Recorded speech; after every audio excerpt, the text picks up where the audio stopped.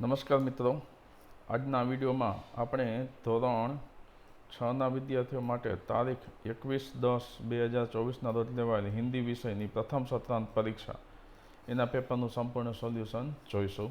મિત્રો, પ્રથમ પ્રશ્ન આપેલો છે, નિમ્નલિખિત પ્રશ્ન का उत्तर सविस्तार लिखिए। कोई पण बे प्रश्न जवाब આપણે લખવાના છે। એમાં પ્રથમ પ્રશ્ન છે, जीवन है सुख दुख की एक कहानी, ऐसा लेखक क्यों कहता है? तो आप आ रीते लखी सकिए, सभी मनुष्यों के जीवन में कभी सुख के दिन आते हैं तो कभी लोगों को दुख के दिन भी देखने पड़ते हैं। किसी का सारा जीवन न सुखी होता है न दुखी। जीवन में बारी बारी से सुख और दुख आते रहते हैं, इसलिए कवि ने कहा है कि हमारा जीवन सुख दुख की एक कहानी है। दूसरा प्रश्न है, धरती को स्वच्छ और सुंदर बनाने के लिए आप क्या कर सकते हैं? तो आप उत्तर एनो आ रीते आपी सकीए कि धरती को स्वच्छ और सुंदर बनाने के लिए हम अधिक से अधिक पेड़ लगाएंगे, क्योंकि पेड़ धरती की सुंदरता बढ़ाते हैं और पर्यावरण को साफ रखते हैं। कचरे को इधर उधर फेंकने के बजाय कचरे के डिब्बे में डालेंगे और कचरे को सूखा और गीला कचरा अलग अलग रखेंगे। पानी की बर्बादी रोकेंगे और हर रोज जितना जरूरी हो उतना ही पानी इस्तेमाल करेंगे। प्रदूषण को कम करेंगे और पर्यावरण को स्वच्छ बनाएंगे। तीसरा है, राष्ट्रों में ऐक्य यही कर्म हमारा, ऐसा कवि क्यों कहते हैं? उत्तर होगा, संसार के सभी राष्ट्रों में एकता का भाव लाना ही हमारा सबसे बड़ा कर्तव्य है। हम सब मिलकर प्रगति करें, इसलिए कवि कहते हैं कि राष्ट्रों में ऐक्य यही कर्म हमारा। प्रश्न 1B, पहली प्रश्नों के उत्तर लिखिए, किन्हीं दो। तमने ही पहली आपवामां आवेली छे। प्रथम छे, मारो तो डंडा खाओ तो मिठाई, हमने वह अपने खेत में उगाई। तो इसका अर्थ होगा गन्ना या शेरडी। शेरडी गुजराती शब्द है।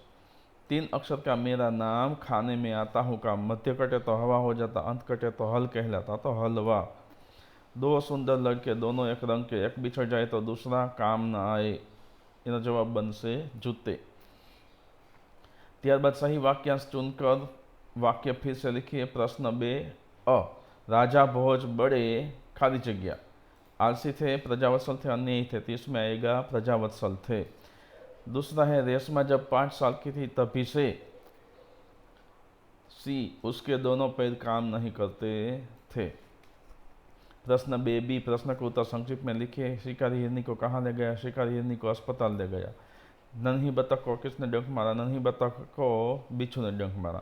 कौन सा त्योहार अंधेरे पर उजाले की जीत का त्योहार है? दीपावली का त्योहार अंधेरे पर उजाले की जीत का त्योहार है। राजा भोज किसके साथ रथ पर सवार होकर राज्य का भ्रमण कर रहे थे? राजा भोज अपनी रानी के साथ सवार होकर राज्य का भ्रमण, रानी के साथ रथ पर सवार होकर राज्य का भ्रमण कर रहे थे। प्रश्न 2C, प्रश्नों के उत्तर लिखिए, किन्हीं 3। हिरनी दिखने में कैसी है? हिरनी दिखने में ताजी और मोटी है। नन्ही ने क्या निश्चय किया? नन्ही ने निश्चय किया कि वह मुसीबत में पड़े को हमेशा बचाती रहेगी। रेशमा ने गोलू को धक्का क्यों मारा? गोलू को पटाखे से बचाने के लिए रेशमा ने उसे धक्का मारा। राजा भोज किसान से क्यों प्रभावित हुए? अपने काम के प्रति किसान की लगन देखकर राजा भोज किसान से प्रभावित हुए। प्रश्न 3 है, मुहावरे का अर्थ देकर वाक्य में प्रयोग। तो आंखों का तारा होना यानी बहुत प्रिय होना।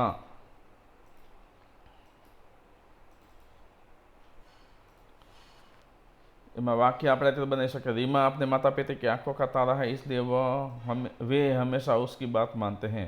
दूसरा है, पीठ थपथपाना यानी प्रशंसा करना। परीक्षा में अच्छे अंक लाने पर शिक्षक ने सुरेश की पीठ थपथपाई। तीसरा है, अनसुनी करना, सुनकर भी ध्यान न देना। वाक्य बनेगा, उसने मेरी मदद की गुहार को अनसुनी कर दी और वहां से चला गया। आप कोई दूसरा वाक्य भी बना सकते हैं, जैसे बिच्छू ने नन्ही की बात अनसुनी कर दी, इस तरह से।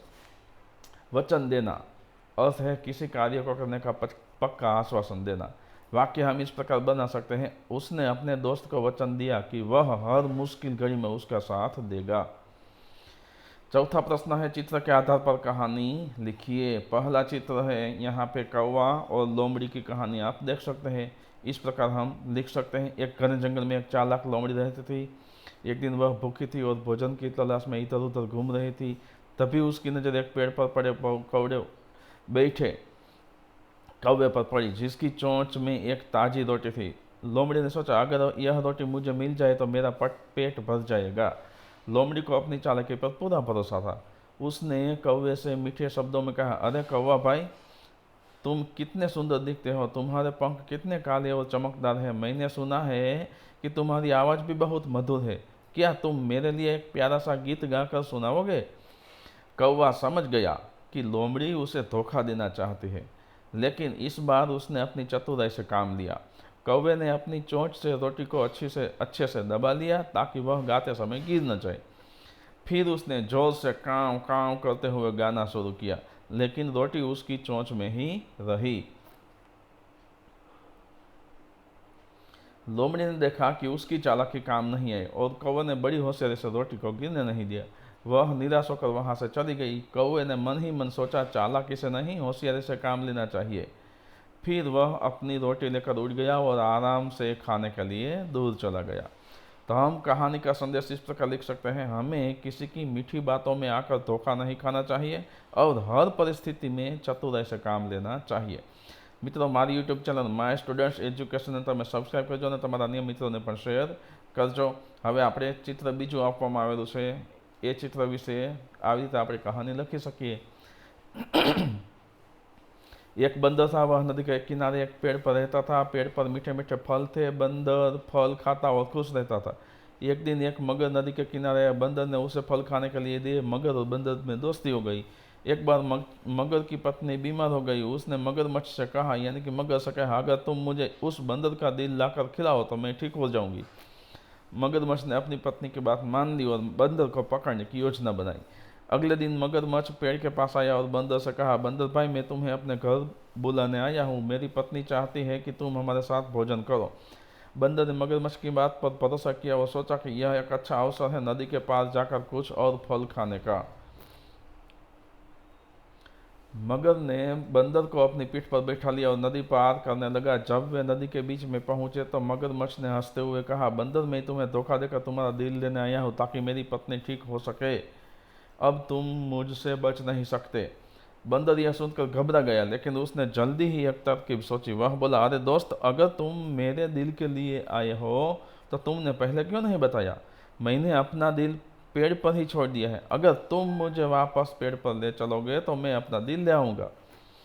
मगरमच्छ ने उसकी बात मान ली और उसे वापस पेड़ के पास ले आया। जैसे ही मगरमच्छ ने उसे नदी किनारे पर छोड़ा, बंदर तुरंत पेड़ की ऊंची डाल पर चढ़ गया और बोला, अरे मूर्ख मगरमच्छ, दिल को कोई बाहर छोड़कर नहीं जाता।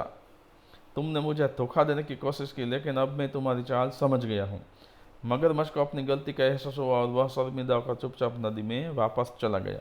बंदर ने अपनी चतुराई से अपनी जान बचा ली और वह फिर कभी मगरमच्छ पर उसने भरोसा नहीं किया।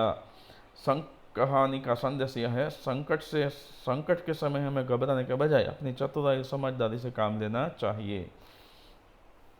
तो मित्रों, आ प्रमाणे આપણે અહીં 1 થી 4 પ્રશ્નોના જવાબો જોયા। બાકીના પ્રશ્નોના ઉત્તરો છે આપણે બીજા વિડીયોમાં જોઈશું।